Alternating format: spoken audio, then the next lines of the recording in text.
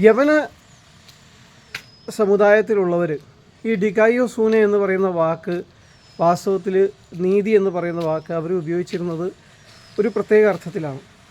അപ്പോൾ പ്ലേറ്റോയെ പോലുള്ള അരിസ്റ്റോട്ടലിനെ പോലുള്ള ആളുകളെ കുറിച്ചൊക്കെ നമ്മൾ കേട്ടിട്ടുണ്ട്. ഇവരൊക്കെ യവനന്മാരാണ്, ഗ്രീക്കുകാരാണ്.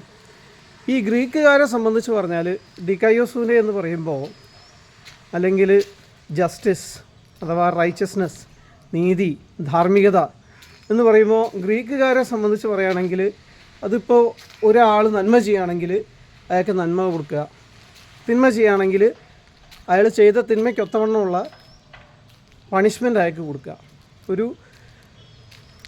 അങ്ങനെയുള്ള നീതിയാണ്, അങ്ങനെയുള്ള ധാർമ്മികതയാണ് അവർ നീതി എന്ന് വിളിച്ചിരുന്നത്. ഇനി പ്ലാറ്റോയെ സംബന്ധിച്ച് പറയുകയാണെങ്കിൽ അവരുടെ ഗ്രീക്കിൻ്റെ ഇടയ്ക്കുള്ള ചില വേർച്യൂസ് ഉണ്ട്. അത് പ്രകാരം ഒരാൾ ജീവിക്കുകയാണെങ്കിൽ അതും നീതിയാണ്.